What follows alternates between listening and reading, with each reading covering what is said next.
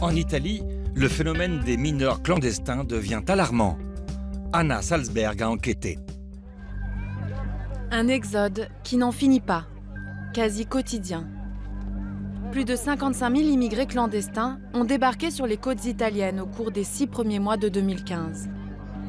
Ici, dans le port de Syracuse, en Sicile, 200 Syriens viennent tout juste d'arriver. La moitié d'entre eux sont des enfants, souvent des mineurs non accompagnés. L'ONG Save the Children est là pour les accueillir. Nous sommes ici pour eux, pour tous les enfants, mais surtout pour les mineurs isolés, car ce sont les plus vulnérables. Quand ils arrivent dans ces campements d'urgence, ils sont d'abord soumis à des procédures de pré-identification. Ils sont ensuite transférés dans des structures de premier accueil.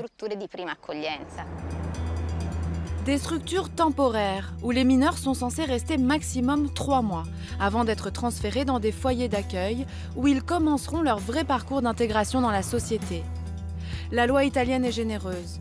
Le pays doit accueillir tous les mineurs étrangers, quelle que soit leur nationalité. Impossible de les expulser. Et ils sont de plus en plus nombreux. L'Italie en a recensé 13 000 en 2014 et pour les prendre en charge, elle a débloqué 90 millions d'euros. La Sicile compte 200 structures d'accueil pour mineurs isolés. Des foyers submergés par les problèmes, comme nous l'explique le directeur de l'une d'entre elles. Les fonds ne nous sont pas versés régulièrement.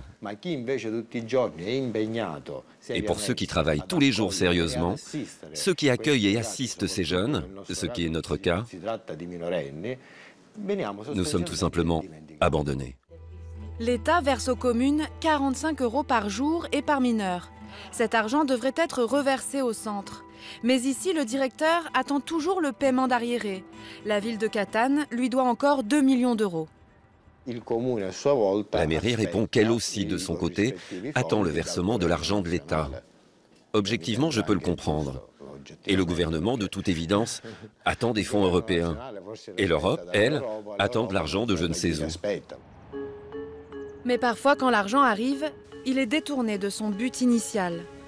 C'est le cas de 2 centres gérés par un homme d'affaires sicilien très bien introduit dans les milieux politiques locaux. Des centres insalubres, qui ne devraient même pas exister, comme le dénonce ce journaliste. Ce foyer n'a pas l'autorisation d'accueillir des migrants.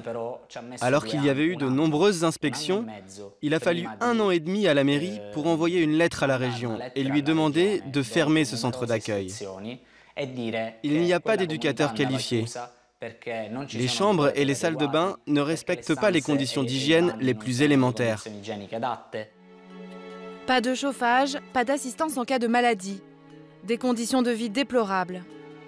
Malgré les mises en garde répétées, le gérant perçoit toujours de l'argent public pour ces centres. Souvent, derrière ces foyers d'accueil, il y a des gérants qui ont des connexions politiques.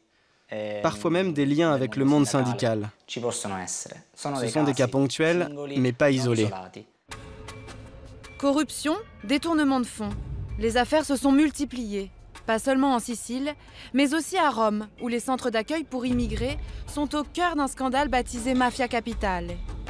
Un vaste trafic d'influence impliquant des politiques, des hommes d'affaires et des mafieux. Les mineurs, eux, sont victimes du business qui se fait sur leur dos. Ils se révoltent parfois contre un quotidien qui ne leur garantit pas l'assistance à laquelle ils ont droit. On est en train de mourir ici. On devient fou. Cet endroit n'est pas bien. La nourriture n'est pas bonne. On n'a pas d'argent de poche, pas de vêtements, pas de papier, pas de moyens pour appeler nos familles. Ici, c'est la prison moderne. Une prison dont ils s'échappent souvent. Car pour eux, la Sicile n'est qu'une porte d'entrée. Leur but est de rejoindre les grandes villes pour ensuite partir dans le reste de l'Europe. La plupart d'entre eux n'ont qu'une idée en tête, trouver de l'argent pour rembourser leur voyage aux passeurs. La gare centrale de Rome est devenue un point de passage obligé, notamment pour les mineurs égyptiens. Le voyage, tu l'as payé? Non, j'ai pas encore payé. Il te reste combien à payer? 2 500 €. J'ai payé 1000 d'avance, puis 500 une fois arrivé ici, d'accord? Et il me reste 2 500 à payer. Certains tombent dans les réseaux criminels. Ils se prostituent ou se mettent à vendre de la drogue.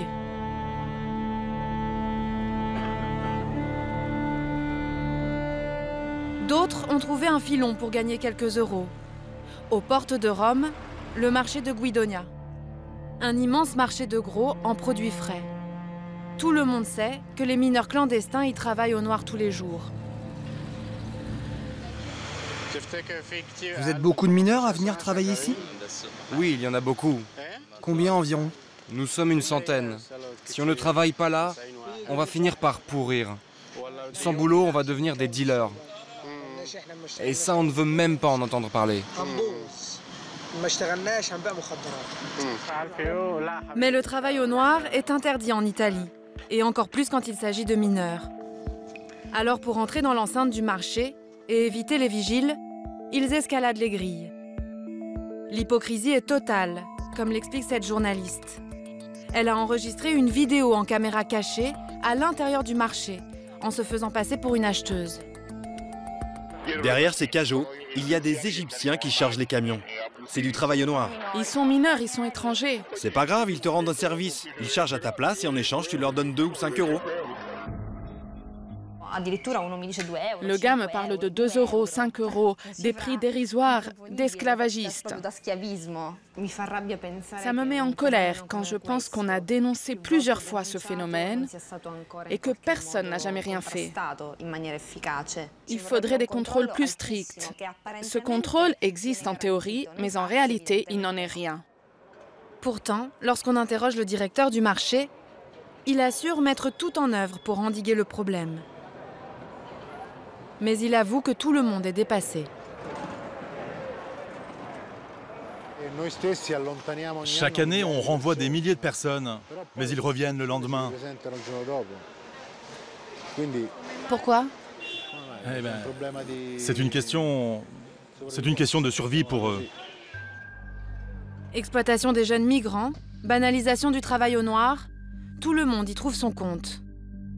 Même les foyers d'accueil où ces mineurs sont hébergés savent pertinemment que les jeunes vont travailler alors qu'ils sont censés leur assurer une formation.